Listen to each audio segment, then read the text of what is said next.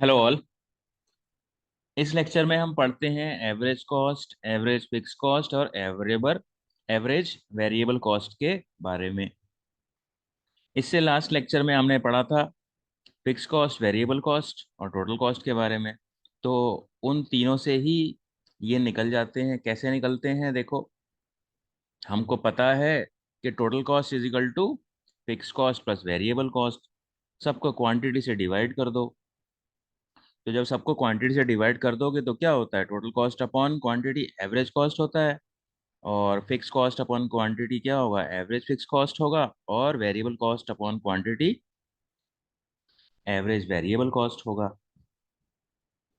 तो इस तरीके से हम average cost, total cost, fix cost और वेरिएबल कॉस्ट से average cost, average fix cost और एवरेज वेरिएबल कॉस्ट इजीली निकाल सकते हैं। तो हमें ये याद नहीं करना पड़ेगा। क्वेश्चन में भी आ सकता है कि average fix cost plus average variable cost is equal to what. तो उसमें ऑप्शन दे रखे होंगे तो आपको पता होना चाहिए कि average fix cost plus average variable cost is equal to average cost. अब एवरेज कॉस्ट के बारे में पढ़ते हैं। तो एवरेज कॉस्ट क्या होता है, टोटल कॉस्ट अपॉन क्वांटिटी। ठीक है। तो आउटपुट है 0, 1, 2, 3, 4 और फिक्स कॉस्ट दी हुई है और वेरिएबल कॉस्ट दी हुई है। और यहाँ पे टोटल कॉस्ट तो हम निकाल ही लेंगे। टोटल कॉस्ट कैसे निकालेंगे, fix cost plus variable cost. तो इनको दोनों को आप जोड़ दोगे तो आपका क्या आ जाएगा, आपका टोटल कॉस्ट आ जाएगा। ठीक है। लेकिन अब हमें देखना है एवरेज कॉस्ट कैसे निकलेगी। टोटल कॉस्ट को आप क्वांटिटी से डिवाइड करोगे। ठीक है। तो यानी कि इस चीज को आप इस चीज से डिवाइड करोगे तो आपकी एवरेज कॉस्ट आ जाएगी। और हमको पता है कि यहाँ पे ये 100 है और ये 0 यूनिट है, तो 100 को 0 से डिवाइड करते हैं तो अनडिफाइंड आता है। तो 0 यूनिट पे एवरेज कॉस्ट होती है अनडिफाइंड। ये चीज़ आपको याद करनी पड़ेगी। ठीक है। और ऐसे ही 200 में 1 से डिवाइड करोगे और 280 को 2 से डिवाइड करोगे, 340 को 3 से डिवाइड करोगे और 460 को 4 से डिवाइड करोगे तो आपकी एवरेज कॉस्ट निकल के आ जाएगी। तो इस तरीके से अगर टोटल कॉस्ट दिया हुआ है, आप एवरेज कॉस्ट निकाल लोगे। और अगर फिक्स कॉस्ट दिया हुआ है, वेरिएबल कॉस्ट दिया हुआ है, तो पहले फिक्स कॉस्ट और वेरिएबल कॉस्ट को जोड़ के टोटल कॉस्ट निकालोगे और फिर टोटल कॉस्ट को क्वांटिटी से डिवाइड कर दो। अब हम देखते हैं एवरेज कॉस्ट का कर्व कैसा होता है। एवरेज कॉस्ट का कर्व होता है यू शेप्ड। ठीक है। तो आपको ये चीज़ ध्यान रखनी है, इस पे भी क्वेश्चन आता है 1 नंबर का कि एवरेज कॉस्ट कर्व कैसा होता है। ये होता है यू शेप्ड। ठीक है। तो ये देखो, पहले एवरेज कॉस्ट यहाँ पे क्या है, नीचे जा रही है और ये दूसरे फेज में ऊपर जा रही है। ठीक है। तो इसका भी रीज़न यही है, इंक्रीजिंग रिटर्न का जो फेज था आपका लॉ ऑफ वेरिएबल प्रोपोर्शंस में, वही रीज़न है इसका। तो इंक्रीजिंग रिटर्न्स का जो फेज था उसमें एवरेज कॉस्ट नीचे जाएगी। ठीक है। और जो आपका डिक्रीजिंग रिटर्न का जो फेज था उसकी वजह से एवरेज कॉस्ट ऊपर जाती है। तो आपको पता होना चाहिए कि एवरेज कॉस्ट नीचे क्यों जाती है और एवरेज कॉस्ट ऊपर क्यों जाती है। उसके बाद average fix cost. Average fix cost का क्या होता है, फिक्स कॉस्ट अपॉन क्वांटिटी। ठीक है। तो एवरेज फिक्स कॉस्ट आप कैसे निकालोगे, आप फिक्स कॉस्ट को क्वांटिटी से डिवाइड कर दोगे। अगेन 100 को 0 से डिवाइड करोगे, फिर 100 को 1 से डिवाइड करोगे, फिर 2 से डिवाइड करोगे, फिर 3 से डिवाइड करोगे, फिर 4 से डिवाइड करोगे तो आपकी एवरेज फिक्स कॉस्ट आ जाएगी। ठीक है। तो एवरेज फिक्स कॉस्ट घटती रहती है, क्यों, क्योंकि ऊपर जो न्यूमरेटर है ये तो फिक्स रहता है, ये सब फिक्स है। ठीक है। लेकिन नीचे जिस चीज से डिवाइड कर रहे हो, देखो पहले 0 हो गया, फिर 1 हो गया, फिर 2 हो गया, फिर 3 हो गया, फिर 4 हो गया। ठीक है। तो एवरेज फिक्स कॉस्ट घटती रहती है जैसे जैसे प्रोडक्शन बढ़ता है। और हमेशा क्या ध्यान रखना है, average fix cost is always decreasing with the increase in output. तो डिक्रीज क्यों करती है, ऊपर वाली चीज तो फिक्स रहती है।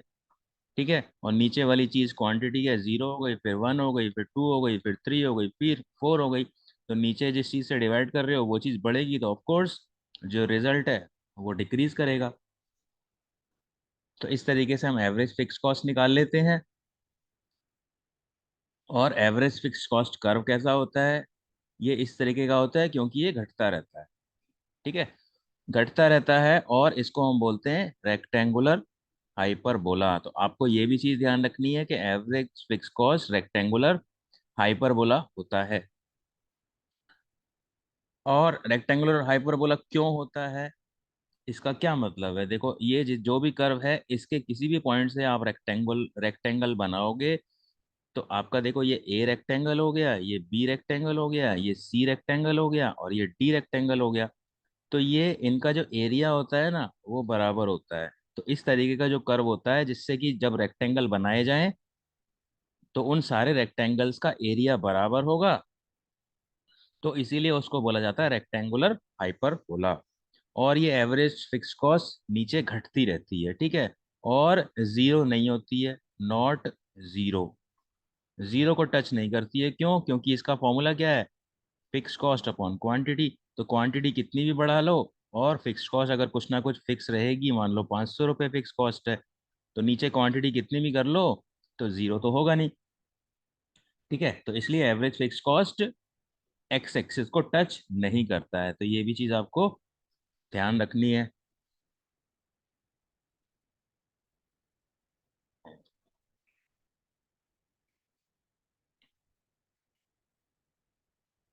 फिर आपका फिक्स कॉस्ट कर्व और average fix cost curve. Fix cost curve ऐसा होता है, देखो। ठीक है, और एवरेज फिक्स कॉस्ट को मैंने 1 यूनिट से शुरू किया, क्योंकि 0 यूनिट पे तो होती नहीं है एवरेज फिक्स कॉस्ट। ठीक है, 0 यूनिट पे क्या होती है? इनफाइनाइट होती है। तो फिक्स कॉस्ट इस तरीके का स्ट्रेट लाइन होगा, और एवरेज फिक्स कॉस्ट इस तरीके से होगा, कर्व इसका नीचे की तरफ जा रहा है। और इसको हम क्या बोलते हैं? आपको एक चीज ध्यान रखनी है, रेक्टेंगुलर हाइपरबोला। ये थोड़ा मैथमेटिकल टर्म है, रेक्टेंगुलर हाइपरबोला। और रेक्टेंगुलर हाइपरबोला क्यों कहते हैं, मैंने आपको बता दिया था। ये जितने भी रेक्टेंगल है, इन सबका एरिया सेम होता है। ठीक है,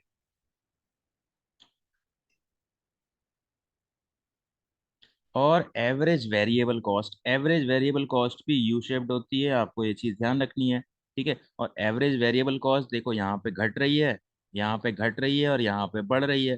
तो घटने का क्या रीजन होता है? वही सेम रीजन है, इंक्रीजिंग रिटर्न्स। और एवरेज वेरिएबल कॉस्ट बढ़ रही है, इसका रीजन क्या होता है? Decreasing returns. ठीक है, ये आपका वेरिएबल प्रोपोर्शंस का जो चैप्टर था, लॉ ऑफ वेरिएबल प्रोपोर्शंस, तो वही लॉजिक यहाँ भी अप्लाई होगा। तो इस तरीके से एवरेज वेरिएबल कॉस्ट भी यू शेप्ड होता है, और एवरेज कॉस्ट कर्व भी यू शेप्ड होता है। तो ये चीज़ आपको ध्यान रखनी है। और अब हम देखते हैं एवरेज वेरिएबल कॉस्ट कर्व, और एवरेज फिक्स कॉस्ट कर्व, और एवरेज कॉस्ट। ठीक है, तो एवरेज कॉस्ट कर्व देखो, ये यू शेप्ड है, और आपका ये भी यू शेप्ड है, लेकिन एएफसी क्या है? ये आपको ध्यान रखना है, रेक्टेंगुलर हाइपरबोला। तो इस तरीके से आपको इन तीनों की शेप के बारे में पता होना चाहिए। अब आप यहाँ पे एक चीज नोट करो। आप एक चीज क्या नोट करोगे, कि देखो, एसी और एबीसी के बीच में जो डिफरेंस होता है ना, वो कम होता रहता है। यहाँ पे देखो कम हो गया, और ये और कम हो गया, ये और कम हो गया, ये और कम हो गया, और ये और कम हो गया, यहाँ पे और कम हो गया। ठीक है, तो एवरेज कॉस्ट और एवरेज वेरिएबल कॉस्ट के बीच में जो डिफरेंस होता है वो घटता रहता है। क्यों? क्योंकि एवरेज कॉस्ट और एवरेज वेरिएबल कॉस्ट के बीच का जो डिफरेंस होता है वो एवरेज फिक्स्ड कॉस्ट होता है, और ये हमेशा घटती रहती है।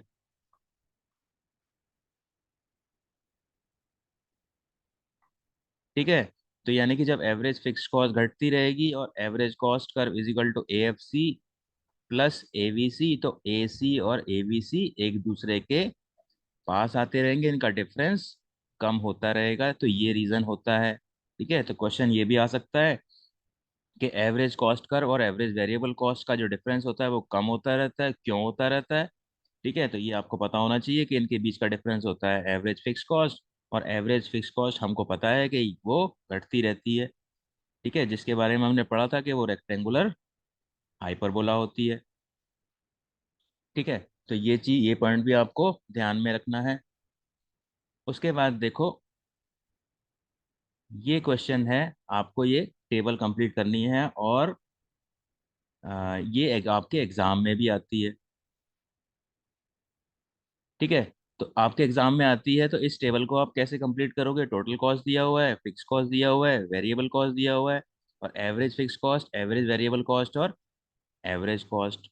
तो देखो, फिक्स कॉस्ट तो देखो, जब 10 दी हुई है 0 यूनिट पे, और फिक्स कॉस्ट हमेशा सेम होती है, तो सब में जो फिक्स कॉस्ट है वो आप सेम डाल लो। ठीक है, अब आप वेरिएबल कॉस्ट कैसे निकालोगे? वेरिएबल कॉस्ट क्या होती है? Total cost minus fix cost. ये फॉर्मूला मैंने कैसे निकाला? Total cost is equal to fixed cost plus variable cost, इससे मैंने ये वाला फॉर्मूला बना दिया।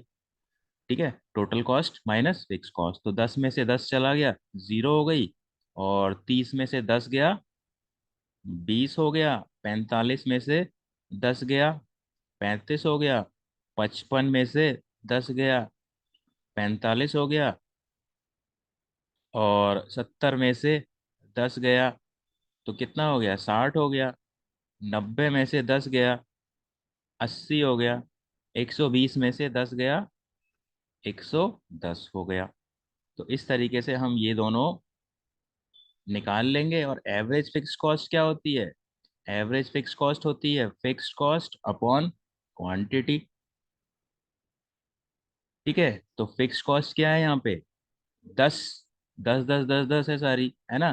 तो यहाँ पे क्या हो जाएगा? 10/0 हो जाएगा, 10/1 हो जाएगा, 10/2 हो जाएगा, 10/3 हो जाएगा, 10/4 हो जाएगा, 10/5, और 10/6। ठीक है, तो ये आपकी क्या हो जाएगी? ये तो आपकी हो जाएगी इनफाइनाइट हो जाएगी। किसी भी चीज़ को 0 से डिवाइड करोगे तो इनफाइनाइट आंसर आता है। ठीक है, फिर ये 10 हो जाएगा, फिर ये 5 हो जाएगा, फिर ये 3.33 हो जाएगा, फिर ये 2.5 हो जाएगा, फिर ये 2 हो जाएगा, और फिर ये 1.67 हो जाएगा। और एवरेज वेरिएबल कॉस्ट कैसे निकालते हैं? Variable cost upon quantity. तो वेरिएबल कॉस्ट क्या है यहाँ पे? 0, 0 अपॉन क्वांटिटी 0। यहाँ पे फिर क्या है? 20 है वेरिएबल कॉस्ट, फिर 35 है, फिर 45 है, फिर 60 है, फिर 80 है, फिर 110 है। ठीक है, ये मैंने कहाँ से लिखी? ये वाली चीज़ लिखी यहाँ पे, ये वाली चीज़ यहाँ पे लिख दी मैंने। ठीक है, तो 0 को 0 से डिवाइड किया, 20 को 1 से, 35 को 2 से, 45 को 3 से, 60 को 4 से, 80 को 5 से, और 110 को 6 से डिवाइड कर दिया मैंने। तो ये देखो, 0/0 क्या होता है? अनडिफाइंड, यहाँ डैश लगा दो। 20/10, 20/1 क्या होता है? 20 होता है। 35/2 क्या होता है? 17.5 होता है। ये होता है 15 होता है, ये भी 15 होता है, ये 16 होता है। ठीक है, और 110/6, 18.33। तो ये हमने निकाल लिया। और एवरेज कॉस्ट कैसे निकालोगे? एवरेज कॉस्ट आप दो तरीके से निकाल सकते हो। एवरेज कॉस्ट क्या होती है? टोटल कॉस्ट अपॉन क्वांटिटी, ऐसे भी निकाल सकते हो, या फिर average fix cost plus average variable cost, ऐसे भी निकाल सकते हो। तो मैं टोटल कॉस्ट अपॉन क्वांटिटी कर देता हूँ। तो टोटल कॉस्ट यहाँ पे क्या है? 10 है, 3 है। ठीक है, कौन सी चीज़ ले रहा हूँ मैं? ये वाली टोटल कॉस्ट, ये वाली टोटल कॉस्ट। तो 10 है, 30 है, 45 है, 55 है, 70 है, 90 है, और 120। और इनको आप क्वांटिटी से डिवाइड करो, इसको 0 से करो, इसको 1 से करो, 2 से करो, 3 से करो, 4 से करो, 5 से करो, फिर 6 से करो। तो देखो, अगर अपॉन 10/0 क्या होता है, इनफाइनाइट होता है या फिर अनडिफाइंड। ठीक है। और ये आ जाएगा आपका 30 आ जाएगा। ठीक है, ये आ जाएगा 22.5 आ जाएगा। ये आपका आ जाएगा 18.33। फिर आ जाएगा ये 17.5 आ जाएगा। फिर ये आ जाएगा आपका 18 आ जाएगा। फिर ये आ जाएगा आपका 20। ठीक है। तो इस तरीके से इस तरह की टेबल को भरना ये एग्जाम में जरूर आता है, और ये बहुत इंपॉर्टेंट क्वेश्चंस हैं। और ये बहुत इजी भी हैं, देखो समझना बहुत आसान है, और इनको हम बहुत इजीली कर सकते हैं, और इसमें पूरे नंबर मिलते हैं आपके। ठीक है। तो ये इसका सॉल्यूशन हो गया है, जो मैंने अभी आपको बताया था। तो देखो, ये जो लेक्चर था इसमें हमने पढ़ा था average cost, average fix cost और एवरेज वेरिएबल कॉस्ट। और ये सब कैसे निकलती हैं, ये उन्हीं से निकलती हैं, टोटल कॉस्ट, फिक्स कॉस्ट और वेरिएबल कॉस्ट को क्वांटिटी से डिवाइड कर दो तो ये आ जाएंगी एवरेज वाली सारी। ठीक है। और हमें ये भी ध्यान रखना है, average cost is equal to average variable cost plus average fix cost. और एक और चीज़ क्या थी, कि एवरेज वेरिएबल कॉस्ट और एवरेज वेरिएबल कॉस्ट और एवरेज कॉस्ट के बीच का डिफरेंस कम होता रहता है। क्यों? क्योंकि उसके बीच का डिफरेंस एवरेज फिक्स कॉस्ट होती है, जो कि घटता रहता है। ठीक है। और क्या पॉइंट था, average fix cost rectangular hyperbola होता है। ठीक है। और क्या पॉइंट था, एवरेज वेरिएबल कॉस्ट और एवरेज कॉस्ट जो होता है वो यू शेप्ड होते हैं। तो ये सारी चीजें आपको ध्यान में रखनी है। और ये था आपका लेक्चर एवरेज कॉस्ट के बारे में, एबीसी के बारे में और एएफसी के बारे में। So that is it for this lecture. Thank you.